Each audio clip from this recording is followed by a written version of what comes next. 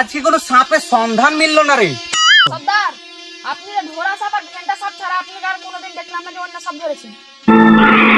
আরে পাগল, পৃথিবীতে যদি কোনো সাপ থাকে বিষাক্ত সাপ, তো এই ঢোর আর ভেন্টাই আছে।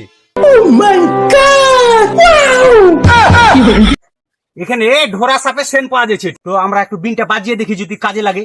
সারাদিন তো কোনো সাপই পাইনি। চলেন এই, উস্তাদ। ধর।